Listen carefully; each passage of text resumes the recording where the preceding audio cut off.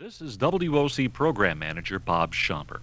As you, I'm sure, are well aware, radio station WOC has an extensive amount of history connected to it. WOC was one of the first radio stations in the United States, the very first radio station west of the Mississippi River, and the first place of employment for our nation's 40th President, Ronald Wilson Reagan. On July 14, 1988, President Reagan honored all of us by coming home to the Quad Cities, coming home to WOC, to dedicate the brand new state-of-the-art facilities that we now occupy at 3535 East Kimberly Road in Davenport. It was a day of excitement and anticipation. It was also a day that all of us will never forget. On this tape, you will hear President Reagan as he dedicated the Signal Hill Communications Building and his live on-air interview on WOC with News Director Mark Minnick. We hope you enjoy listening to Ronald Reagan Comes Home.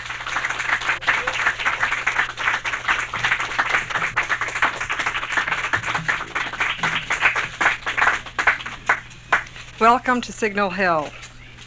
Mr. President, Governors Branstad and Thompson, Congressman Leach, Mayor Hart, and friends. During this year of WOC's 65th anniversary of fine broadcasting, it is fitting that we gather here today for the dedication of the new Signal Hill Communications Facility. The name Signal Hill originated during the early days when my father, Dave Palmer, would display a flag high atop Brady Street Hill, indicating the weather for the day, such as S for snow, F for fair, R for rain, and so on. People referred to this as Signal Hill. Today, of course, we have a new Signal Hill Communications, but the tradition of service to this community remains the same. The changes which have taken place from WOC's humble beginnings at Palmer School to its current state-of-the-art operations are obvious. But some of the occurrences during WOC's early history are difficult to compete with. For instance, the foresight of our program manager, Peter MacArthur, to hire a talented young man just out of college named Dutch Reagan as our sportscaster and radio announcer. I know if Mr. MacArthur and my father, Dave Palmer, could be with us today, this would be their proudest hour. It is indeed my great honor to welcome back to WOC our most famous alumnus. Ladies and gentlemen, allow me to introduce the President of the United States.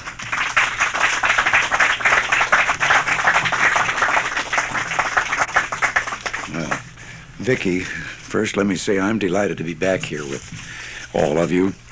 Perhaps some of you know about a huge favor that I owe a lady from Chicago. It was back in 1932. I had just gotten out of college, and this was in the depths of the Depression, and you didn't think about career right then or what you might want to do in the long haul. You just thought about, is there any way to get a job with 26% unemployment rate? And Montgomery Ward had just moved into Dixon, Illinois, and they were going to have a sports department, and they thought they'd get someone who'd had a background of high school sports there. So I went down. I didn't get the job. A more recent high school basketball player got it. And then I hit the road hitchhiking, and I went into Chicago and up to NBC. I thought if you were going to start asking for radio, which is what I had thought about I would like to do, well, you might as well start at the top. And I didn't get hired there, but the young lady that I mentioned, I aspired to be a sportscaster. That's what I wanted to do. And this young lady that happened to be in the program department, I guess maybe saw that I was very discouraged and thought maybe I was setting my sights too high, and she assured me that no, I hadn't. But she said, you've come to the wrong place. You must go to the smaller towns and the smaller stations where they can afford to take on a newcomer and someone without experience and give them the experience.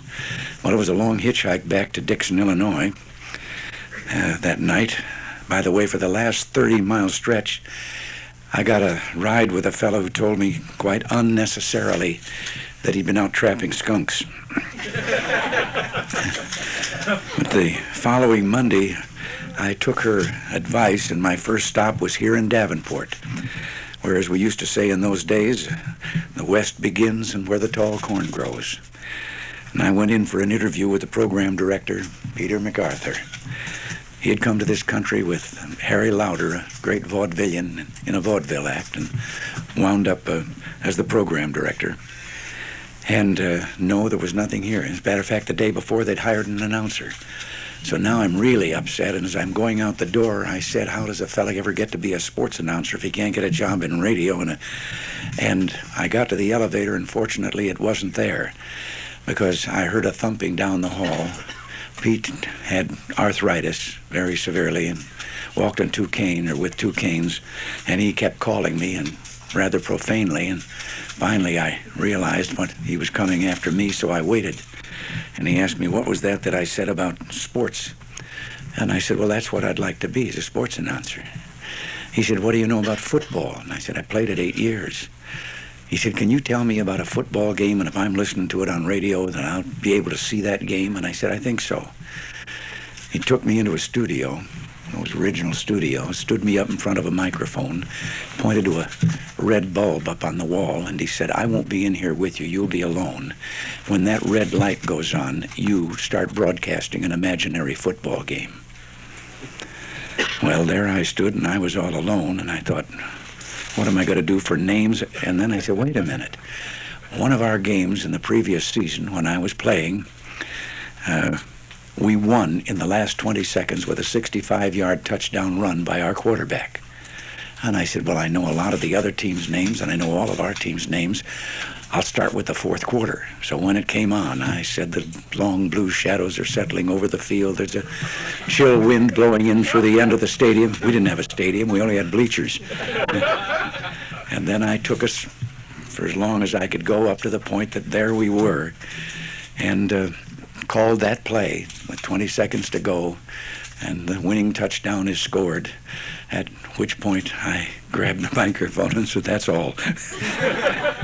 Incidentally, I personally take credit for the first instant replay, because on that famous play, I was the key blocker of the first man in the secondary, and I missed my man.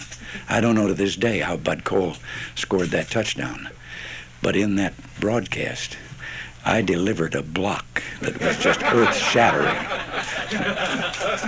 Well, Pete came back in, and he said, be here Saturday. We'll give you $5 in bus fare. You're broadcasting the Iowa-Minnesota game.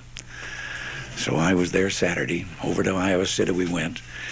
And then I found out that one of his experienced staff announcers, he had along for safety's sake, and had agreed that we would alternate quarters, and that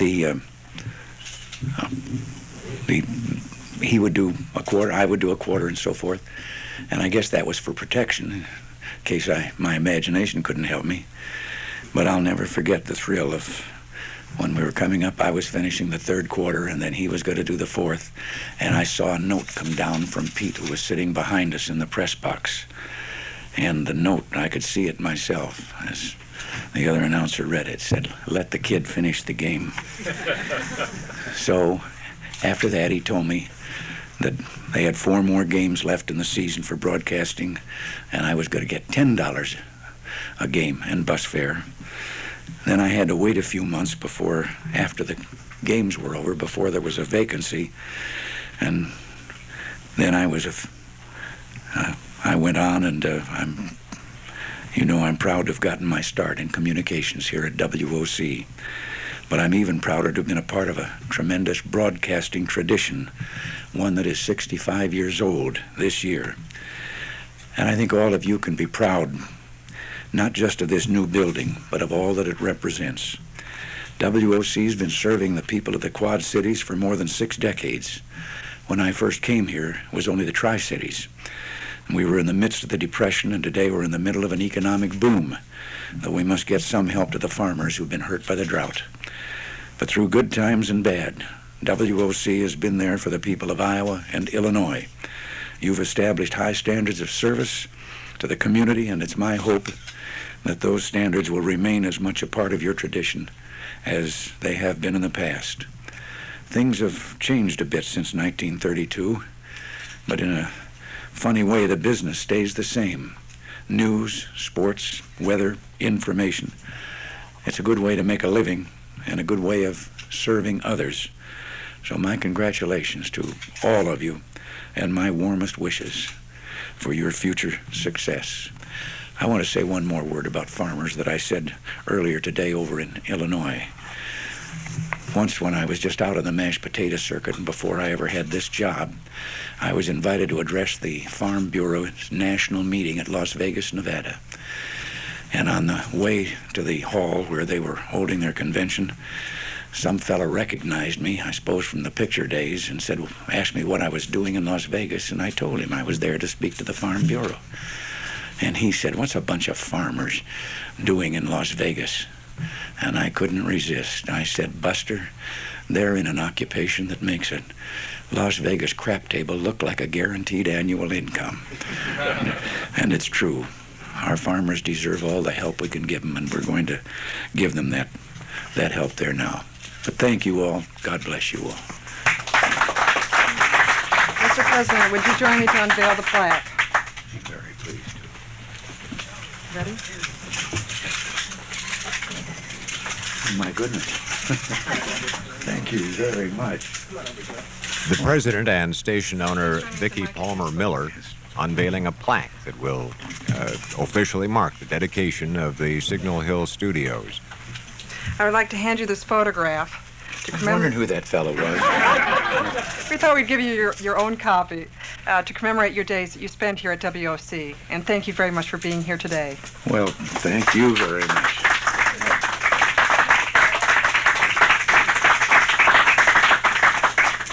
It's a photographic trick. I was never that young. Thank you very much. And thank you all. Would you please join me and we'll take you up to the broadcast studio. All right. And following the official dedication, the President receiving, both taking note of the plaque that marks the dedication of the building with Vicki Palmer Miller, and receiving in return a large picture of a somewhat younger President Reagan. Then not president, but just out of tiny Eureka College. He's headed now to talk with Mark Minnick, and we'll be doing an interview with Mark very shortly. In the meantime, we should also comment that the President touched on the drought issue and the gamble that farmers face year in and year out. The situation is that it is hoped that the President's visit will speed up passage of the federal drought relief package. And John Torrey is standing by with more on that prospect. Congress is considering a $5 billion drought relief bill that'll cover up to 65% of the income farmers will lose if their losses exceed 35% of their crops.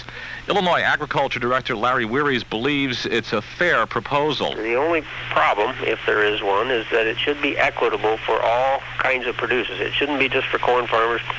It ought to be for producers of non-program crops as well. Even with federal assistance, Weary says it is inevitable the drought will drive a number of farmers into bankruptcy. This is John Torrey. Well, that's kind of a grim background for what is otherwise a very pleasant sort of day. A pleasant homecoming for the President, a pleasant homecoming for us who are on hand to greet him as he returns to the Quad Cities. The President will be speaking very shortly with Mark Minnick, who is standing by to interview the President, and that will get underway very shortly. The President, for historic purposes, was the region that we serve has had a strong impact on the President's life. He was born in Tampico in 1911 over the general store down on Main Street and left that community of about 850 for Chicago when the President was only about 2 years old. There were a succession of moves which landed the Reagan family in Galesburg and Monmouth, and then Tampico again before he moved on to Dixon when the President was but 9 years old. And that really is the community that he considers home. The President Dixon was actually the Reagan family home for the next decade and a half. The President then moving on to Eureka College in 1928 And as we've been telling you, he graduated in 1932 and came to the Quad Cities and landed a job as a part-time sportscaster with WOC. There's been a lot of water over the dam since then, but Mark Minnick is standing by now with President Ronald Reagan. Thank you, John. Well, it's been a few years, and we are delighted to have you back before a microphone at WOC, Mr. President. Well, I'm very pleased to be here. Some things haven't changed. There were long velvet curtains when you were in the studios above Palmer College, and we have curtains here today.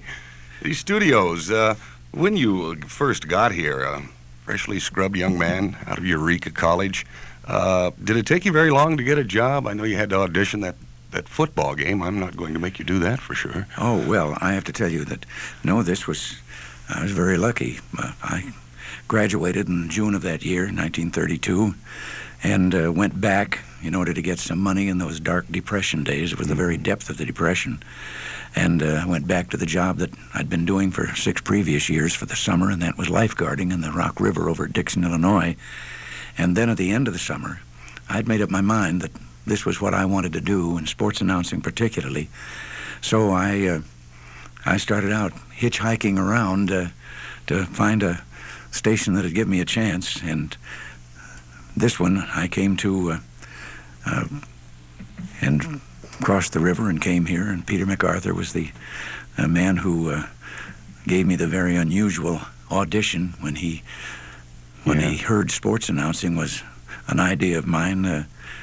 He stood me in front of a microphone and told me when the light came on to start broadcasting an imaginary football game. And I did for about 15 minutes, and when I came back, he told me, be here Saturday, we'll give you $10 in bus fare. You're broadcasting the Iowa-Minnesota game. I don't think they had the Floyd of Rosedale trophy at that time, but they've since come up with this pig that they give away to the winner of the game. At that time, I noticed in your book you said you were hired, fired, and rehired at WOC. Well, yes. Then after the several football games that I broadcast were over, there was no place regularly for me, but they said they thought there would be, and so I went home, and I waited until around February before I got a call that there was an opening. Then I became a staff announcer who on the side would handle sporting events. And I came here, and one night I felt to my duty to introduce the mortuary feature in which we used the mortuary's organ for popular music and so forth, but nobody told me that the arrangement was that they got a kind of a commercial plug in return for furnishing their facility and their organ. And so I just sounded off without it. And that caused a little rumpus.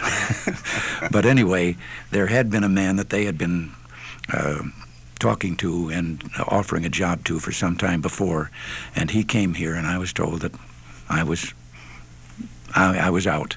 But he came. Well, when he found out that he had thought that there was an actual vacancy, and when he found out that, no, I was leaving, he insisted on a contract to guarantee that... which made the folks blanch. Yes. And they wouldn't do it, and so they came to me and told me I was unfired. Friday, we've had a very good luck of having a couple of Reagans. Moon Reagan, your brother, I believe, came to work here. I don't remember. I think he was program director for a time. Yes. Right? Yes, and then he left the actual broadcasting business to become a vice president of McCann Erickson Advertising Agency. But yes, he graduated from college a year after me. Mm-hmm. He's my older brother. Mm-hmm. But in the roaring 20s, when he got out of high school, that was before the crash, the job seemed to be so good that never mind college. But when I made it for 1 year, working my way through, he decided that, well, maybe he'd like to do that too. And so having played on a championship high school team, between myself and the coach, we managed to find a job for him on the campus, and he came to college. So I became the older brother, and I was the sophomore and he was the freshman.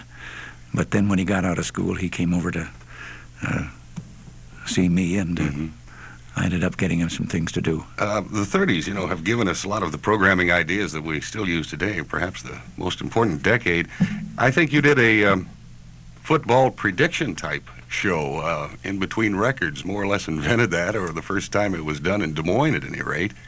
And your brother joined in on that? Yes, as a matter of fact, that's how it started, that they then gave him something to do.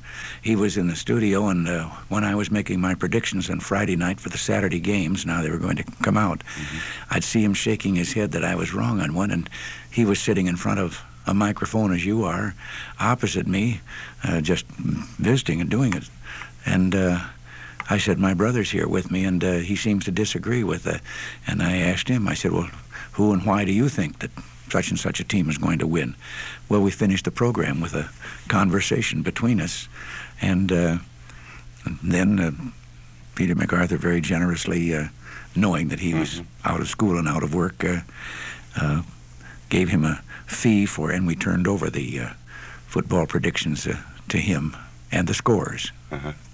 You did a lot of baseball games. A lot of our listeners don't have any idea of doing a baseball game from a ticker tape, but you did hundreds. Yes. A lot of the Cubs games, both here and in Des Moines, I think. Yeah. One of the best stories is the poor fellow that was up hitting all the foul balls when the ticker tape went down.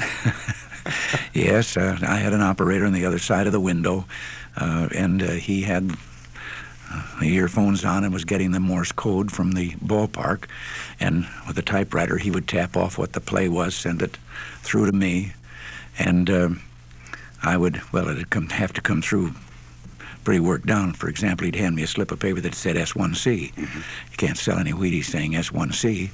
So I would say, Dean comes out of the windup, here comes the pitch, and it's a called strike breaking over the corner to a batter and so forth. And on this particular day, it was ninth inning, tied up between the Cubs and Cards and Billy Jurgis at bat.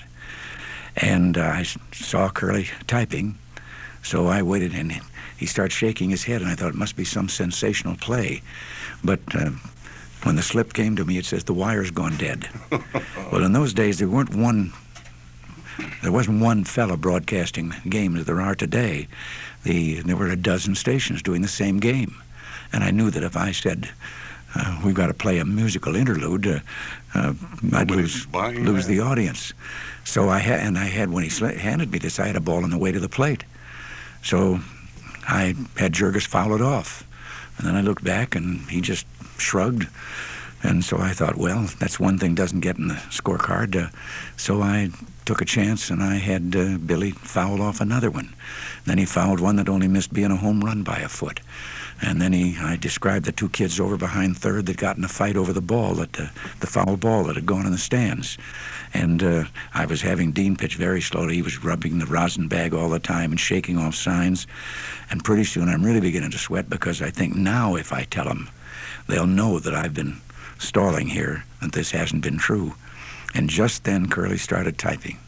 And when he handed me the slip of paper, I could hardly broadcast for giggling. It said Jurgis popped out and the first ball pitched. But there was no record of such a thing. But for days, I'd meet people on the street who'd stop me and say, is there any record of anyone ever hitting that many successive foul balls? And I'd say, it was quite a few, but I don't think there is any.